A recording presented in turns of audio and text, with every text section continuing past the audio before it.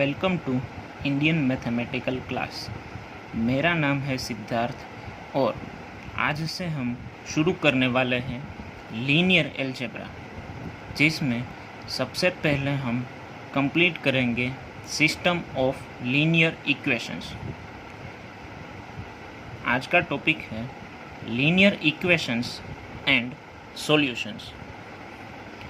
Linear equation को standard form में इस तरह से डिनोट किया जाता है, जिसमें a1, a2 up to an और b ये सारे कांस्टेंट हैं और x1, x2 up to xn ये सारे इक्वेशन के अननोन हैं।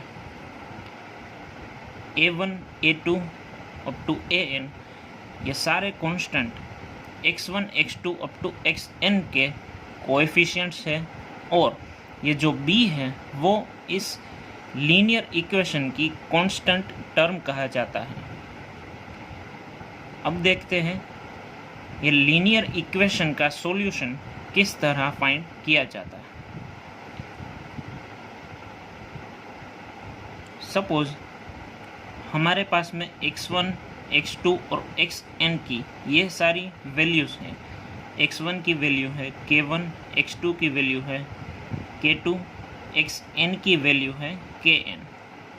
अब ये सारी वैल्यूज़ को हम इस इक्वेशन में पुट करते हैं और ये दोनों ही साइड इक्वल आ जाती है। मतलब कि अगर हमने ये अननोन की वैल्यूज़ ये सारी पुट की, यहाँ पे भी b वैल्यू आ जाती है और राइट हैंड साइड पे भी b वैल्यू ही है, तो दोनों साइड अगर इक्वल हो जाती है तो ये x1, x2 और xn इस लीनियर इक्वेशन का सॉल्यूशन कहा जाएगा। इसको हम इस तरह n टपल में भी लिख सकते हैं। अगर ये u ये जो n टपल है हम उसको इस इक्वेशन में पुट करते हैं और ये दोनों ही साइड इक्वल हो जाएगी तो ये u जो है वो हमारा लीनियर इक्वेशन का सॉल्यूशन कहा जाएगा। देखिए ये हमने यहाँ पे x1, x2 और xn की सारी वैल्यूज़ पुट करी है, तो ये कुछ इस तरह लिखा जाएगा। अगर ये सॉल्यूशन है तो ये दोनों साइड इक्वल होगी। एक एग्जाम्पल के थ्रू हम इसको समझेंगे। अब हमने एक इक्वेशन लिया है, 3 अननोन्स है x, y और z। अब मैं यहाँ पे x की वैल्यू 5, y की वैल्यू 2 और z की वैल्यू 1 लेकर इसमें पुट करता हूँ और चेक करता हूँ कि ये x, y और z की जो वैल्यूज़ है वो इस इक्वेशन का सॉल्यूशन फॉर्म करेगी या नहीं। तो मैंने ये सारी वैल्यूज़ इसमें पुट करी है x, y और z की। तो आप देख सकते हैं यहाँ पे दोनों ही साइड जो है वो इक्वल हो गई। इस साइड पे मैंने वैल्यूज़ पुट करी x, y, z की तो 6 आया लेफ़्ट हैंड साइड पे और राइट हैंड साइड पर भी 6 है। तो ये दोनों साइड अगर यहाँ पे इक्वल होती है तो ये x, y और z इस लीनियर इक्वेशन का सॉल्यूशन कहा जाएगा। अब मैं यहाँ पे एक और टपल लेता हूँ, 3 टपल w 1, 2, 3। इसको मैं इस लीनियर इक्वेशन में पुट करके चेक करता हूँ क्या ये इस इक्वेशन का सॉल्यूशन फॉर्म करता है या नहीं। तो मैंने ये w = 1, 2, 3 की जो वैल्यूज़ है वो मैंने यहाँ पे पुट करी है। तो मैं यहाँ पे देख सकता हूँ कि लेफ़्ट हैंड साइड पर मुझे यहाँ पे -4 मिलता है जो नॉट इक्वल टू 6 है। तो ये w पुट करने पर ये इक्वेशन जो है वो सेटिस्फाई नहीं हुआ, जिसकी वजह से ये w इस इक्वेशन का सॉल्यूशन नहीं कहा जाएगा।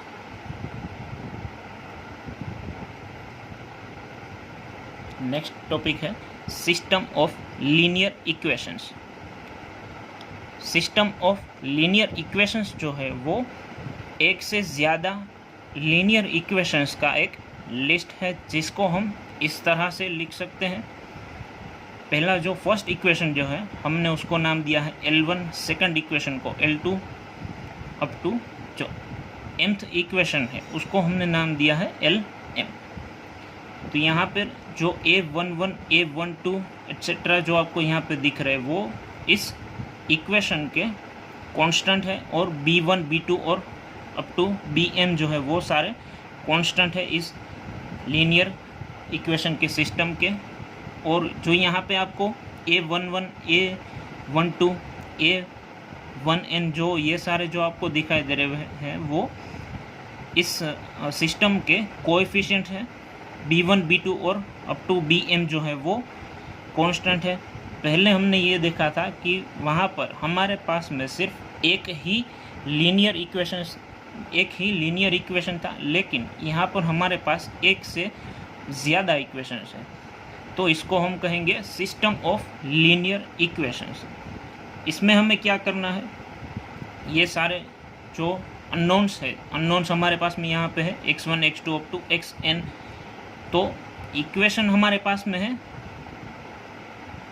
m नंबर ऑफ इक्वेशंस है, अननोन हमारे पास में है n। तो ये जो सिस्टम है जिसको हम अभी यहाँ पर स्टार से डिनोट करेंगे, ये सिस्टम जो है उसमें m इक्वेशंस है और n अननोन्स है हमारे पास, तो ये m क्रॉस n सिस्टम कही जाएगी। और अगर इसमें नंबर ऑफ इक्वेशंस और नंबर ऑफ अननोन्स ये दोनों सेम होते हैं, मतलब m इक्वल टू अगर n होता है तो ये सिस्टम जो है वो एक स्क्वायर सिस्टम हो जाएगी।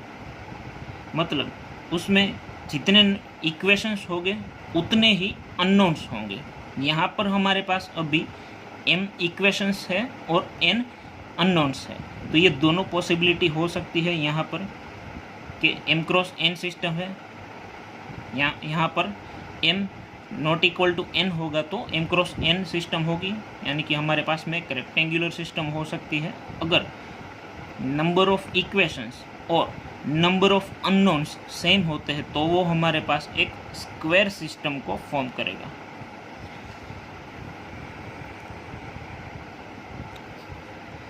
अब अगर इस सिस्टम जो है यहाँ पे ये स्टार, इसमें ये सारे कांस्टेंट की वैल्यू अगर ज़ीरो हो जाए, ये देखिए यहाँ पे अगर हमारे पास में जो यहाँ पे b1 b2 और bm जो कांस्टेंट्स हैं उनकी वैल्यू हम यहाँ पे अगर ज़ीरो ले लेते हैं तो जो सिस्टम बनेगी वो एक होमोजीनियस सिस्टम कही जाएगी।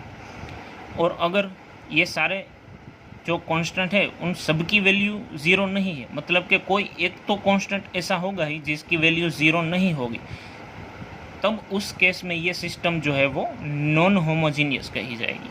ठीक है, तो ये होमोजीनियस और नॉन होमोजीनियस में आपको डिफरेंस जो है वो पता होना चाहिए। होमोजीनियस में ये जो कांस्टेंट्स है, constant term of the equation है, वो सारे के सारे ज़ीरो हो गए।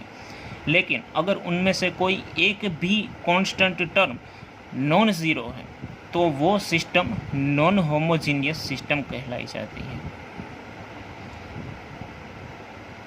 अब देखते हैं इसके सॉल्यूशन के बारे में। Solution of the system star is list of values for the unknowns और equivalently a vector u in Kn which is a solution of each of the equation in the system।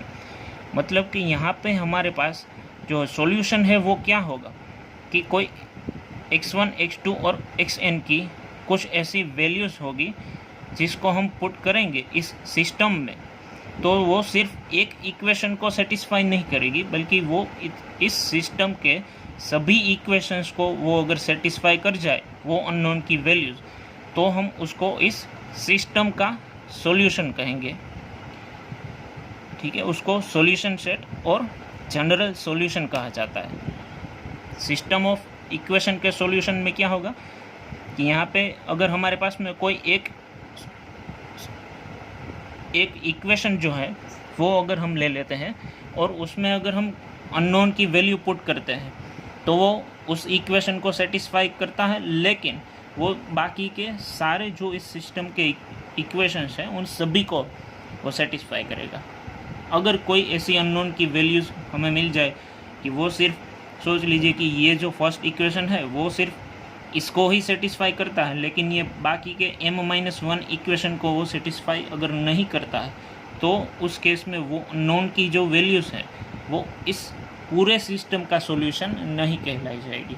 System का solution मतलब ये जो जितने भी equations हैं उनमें से मैं कोई भी किसी भी इक्वेशन को उठाकर उसमें ये अननोन की वैल्यू मैं पुट करता हूँ तो वो सभी इक्वेशन को वो सेटिस्फाई करेगी। एक एग्जाम्पल लेकर हम ये सिस्टम ऑफ इक्वेशन के सॉल्यूशन को समझने की कोशिश करते हैं। यहाँ पर हमने एक सिस्टम लिया हुआ है x1 plus x2 plus 4x3 plus 3x4 is equal to 5, 2x1 plus 3x2 plus x3 minus 2x4 is equal to 1, x1 plus 2x2 minus 5x3 plus 4x4 equal to 3। Determine whether a u is equal to -8 6 1 1 and b v is equal to -10 5 1 2 are solutions of the system. तो ये दोनों हमें vectors दिए गए हैं u और v। अब हमें ये चेक करना है कि इन दोनों में से कोई एक या फिर दोनों इस सिस्टम का सॉल्यूशन फॉर्म करते हैं या नहीं। तो पहले हम u की वैल्यू को इस सिस्टम में सब्स्टिट्यूट करते हैं। तो हम यहाँ पे इस u की वैल्यू को पुट करते देखते हैं तो हमें ये पता चलेगा कि u जो है वो इस सिस्टम के तीनों इक्वेशंस को सेटिस्फाई करता है। देखिए ये मैंने u की वैल्यू जो पहले फर्स्ट इक्वेशन में, सेकंड और थर्ड इक्वेशन में पुट करी है और सिंप्लीफाई करने पर ये दोनों ही साइड्स तीनों इक्वेशंस में इक्वल आएगी। तो इसका मतलब ये हुआ कि ये u जो है वो इस सिस्टम का सॉल्यूशन फॉर्म करता है। अब v को हम पुट करते हैं इस सिस्टम में। तो देखिए मैंने ये v को इस सिस्टम में पुट करा है, फर्स्ट इक्वेशन को वो सेटिस्फाई कर जाता है। अब मैं सेकंड इक्वेशन में ये v की वैल्यू पुट करता हूँ तो मुझे ये मिलता है कि लेफ्ट हैंड साइड पर मुझे मिलता है -8। तो -8 इज़ नॉट इक्वल टू 1। ठीक है, -8 इज़ नॉट इक्वल टू 1। तो v जो है वो सेकंड इक्वेशन को सेटिस्फाई नहीं करा यहाँ पे। तो ये v जो है वो हमें अब थर्ड इक्वेशन में पुट करके चेक करने की ज़रूरत नहीं है, क्योंकि सिस्टम ऑफ इक्वेशन का अगर कोई सॉल्यूशन होता है तो वो सारे इक्वेशंस, सिस्टम के सारे इक्वेशंस को सेटिस्फाई करना चाहिए। यहाँ पे सेकंड इक्वेशन को उसने सेटिस्फाई नहीं किया तो v इस सिस्टम का सॉल्यूशन फॉर्म नहीं करेगा।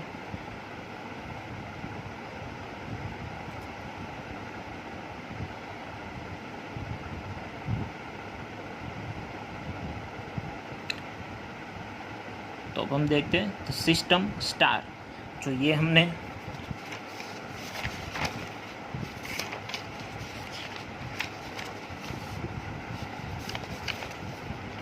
जो ये हमारा सिस्टम है जो भी हमने डिस्कस किया था, इसको हमने डिनोट करा है स्टार से।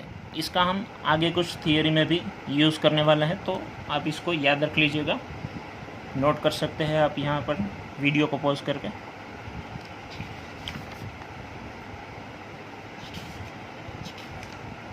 The system star of linear equation is said to be consistent if it has one or more solution। मतलब कि system star of linear equation is said to be consistent if it has one or more solution। मतलब हमें अगर कोई equation दिया गया हो, linear equations का कोई हमें सिस्टम दी गई हो और अगर उसका कम से कम एक सॉल्यूशन, ध्यान दीजिएगा मेरी बात पे, कम से कम एक सॉल्यूशन अगर एग्जिस्ट करता है, हो सकता है एक से ज़्यादा भी हो, लेकिन कम से कम अगर एक सॉल्यूशन उसका एग्जिस्ट कर गया तो उस सिस्टम को हम कहेंगे कंसिस्टेंट। अगर उस सिस्टम का एक भी सॉल्यूशन एग्जिस्ट नहीं करता है तो हम उस सिस्टम को कहेंगे कि वो सिस्टम जो है वो इनकंसिस्टेंट है।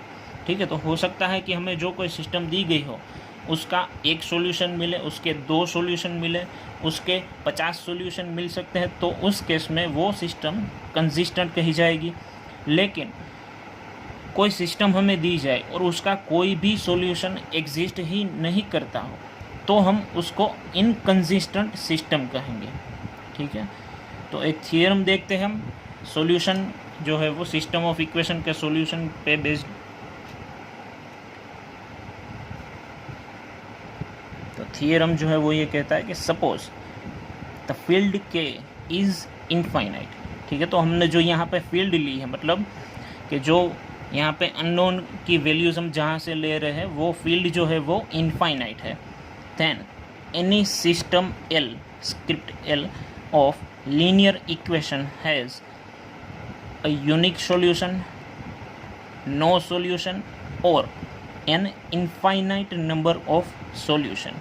तो अगर कोई सिस्टम हमें दी जाए, सपोज़ कि ये कोई हमारी सिस्टम है स्टार, जो कि हमको दी जाएगी कोई प्रॉब्लम में, तो उसकी 3 पॉसिबिलिटीज़ होती है। या तो इसका सॉल्यूशन एग्जिस्ट ही नहीं करेगा, और अगर इसका सॉल्यूशन एग्जिस्ट करता है तो वो कम से कम एक होगा या फिर एक से ज़्यादा होगा। ठीक है, तो ये थियरम जो है वो हमें यही बता रहा है कि या तो उसका कोई यूनिक, मतलब कोई एक ही सॉल्यूशन होगा, या तो उसका कोई सॉल्यूशन एग्जिस्ट ही नहीं करेगा, या फिर उसके पास इनफाइनाइट नंबर ऑफ सॉल्यूशंस होंगे। तो इसीलिए जो यहाँ पे हमें ध्यान देना चाहिए कि जो फील्ड जो हमने ली है वो इनफाइनाइट फील्ड है। ओके, तो ये आप देख सकते हैं यहाँ पे मैंने लिखा हुआ है सिस्टम ऑफ लीनियर इक्वेशन। अगर वो सिस्टम इनकंसिस्टेंट हुई तो उसका कोई सॉल्यूशन ही नहीं होगा। मतलब अगर कोई सिस्टम हमें दी गई हो, उसका सॉल्यूशन हम फाइंड करते हैं, तो ये हमें पता चलता है कि उसका कोई सॉल्यूशन ही नहीं है, तो उसको हम इनकंसिस्टेंट सिस्टम कहेंगे। अगर सिस्टम जो है वो हमें कंसिस्टेंट दी गई है, इसका मतलब ये है कि कम से कम उसका एक सॉल्यूशन तो जो है वो एग्जिस्ट करेगा ही करेगा, या तो फिर उसके इनफाइनाइट नंबर ऑफ सॉल्यूशंस होंगे। ठीक है, ये आपको याद रख लेना है। कंसिस्टेंट और इनकंसिस्टेंट सिस्टम में सॉल्यूशंस की क्या पॉसिबिलिटी होती है। नेक्स्ट हमारा टॉपिक है डीजनरेट लीनियर इक्वेशन। तो उसमें क्या होगा कि अगर कोई इक्वेशन है हमारे पास और उस इक्वेशन के जो भी कोएफिशिएंट्स हैं वो सारे के सारे ज़ीरो हो गए, मतलब कि इस तरह का कोई फॉर्म होगा वो इक्वेशन का, जिसमें यहाँ पे आप देख सकते हैं सारे के सारे जो कोएफिशिएंट्स हैं उन सब की वैल्यू ज़ीरोस है और इक्वल टू है यहाँ पे बी। तो अब इस तरह की सिस्टम का, इस तरह की इक्वेशन का जो सॉल्यूशन है वो डिपेंड करता है बी की वैल्यू के ऊपर। मतलब बी की वैल्यू क्या होगी उससे डिसाइड होगा कि इस सिस्टम का सॉल्यूशन एग्जिस्ट करेगा या नहीं करेगा। तो 2 पॉसिबिलिटीज़ है बी की वैल्यूज़ के लिए। या तो बी की वैल्यू नॉन ज़ीरो होगी, तो नॉन ज़ीरो होगी तो हम ये कह सकते हैं कि B is not equal to zero, then the equation has no solution. तो इसमें जो है कुछ इस तरह का फॉर्म होगा।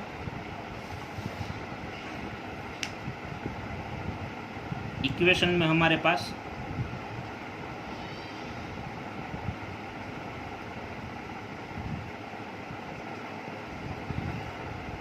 तो जो है वो ये हमारा इक्वेशन हो गया।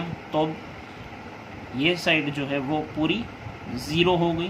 तो यहाँ पे अब क्या हुआ, ज़ीरो इक्वल टू बी। अब इस सिस्टम का सॉल्यूशन एग्जिस्ट करेगा या नहीं, इसके बारे में हम अगर डिस्कस करना चाहें तो ये बी की वैल्यू के बारे में हम देख रहे हैं कि बी की वैल्यू या तो इक्वल टू ज़ीरो होगी या तो नॉट इक्वल टू ज़ीरो होगी।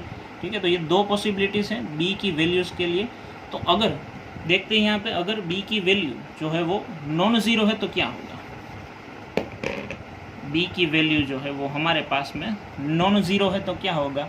नॉन ज़ीरो में से सोच लीजिए कि मैं कोई बी की वैल्यू अज्यूम कर लेता हूँ, सपोज के √5।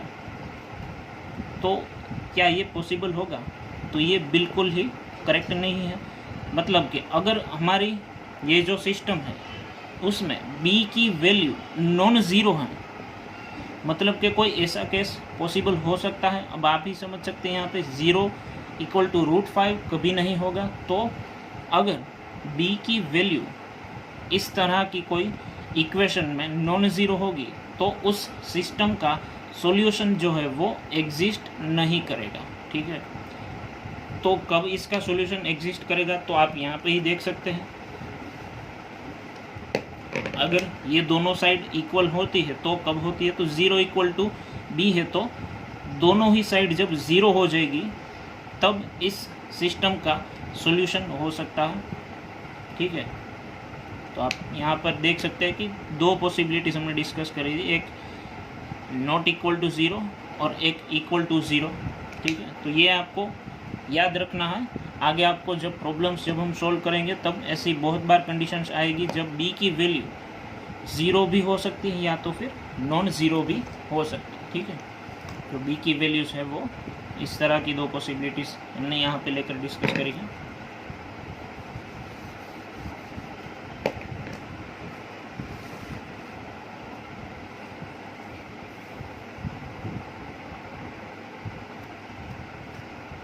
बी की वैल्यू नॉन ज़ीरो है तो उस सिस्टम का कोई भी सॉल्यूशन एग्जिस्ट नहीं करेगा।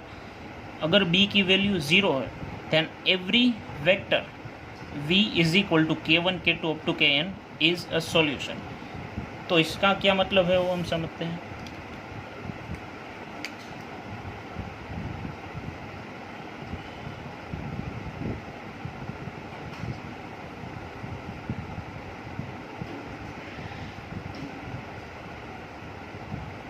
जो है वो यहाँ पे हमें लेना है v is equal to k1 k2 up to kn। तो ये कोई भी आप वेक्टर यहाँ पे पुट करेंगे तो ये इसका सॉल्यूशन होगा। कब, जब इसकी वैल्यू जो है वो इक्वल टू होगी 0 के। b की वैल्यू अगर 0 के इक्वल होगी तो यहाँ पे मैं कोई भी वेक्टर इस पे मैं अगर मैं पुट करता हूँ तो ये इस इक्वेशन को सेटिस्फाई करेगा, तो ये उसका सॉल्यूशन हो जाएगा। इसका मतलब कि क्या हो सकता है कि सारे के सारे जो ये x1 x2 xn जो है ये अननोन में मैं कोई भी वैल्यू में पुट करूँगा तो हर बार जो है वो ये इक्वेशन जो है वो सेटिस्फाई करेगा। तो इसका अब देख लीजिए रीज़न, मैं यहाँ पे x1 की वैल्यू k1 x2 की वैल्यू k2 में पुट करता जा रहा हूँ।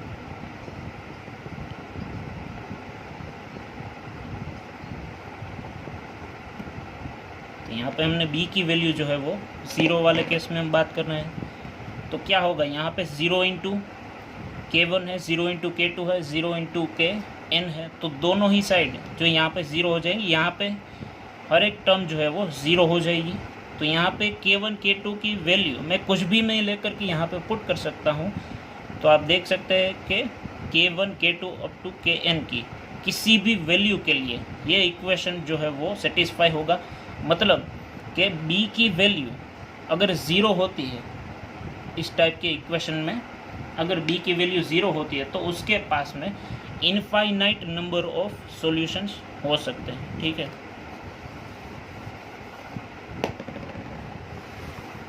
तो अभी हम यहाँ पे बात करें सिस्टम इक्वेशन का सॉल्यूशन एग्जिस्ट करेगा या नहीं करेगा उसके बारे में। तो b इक्वल टू 0 हुआ तो कोई भी वेक्टर, मतलब कि every vector v in kn is a solution. तो इसका सॉल्यूशन एग्जिस्ट करने के लिए b का इक्वल टू 0 होना ज़रूरी होता है।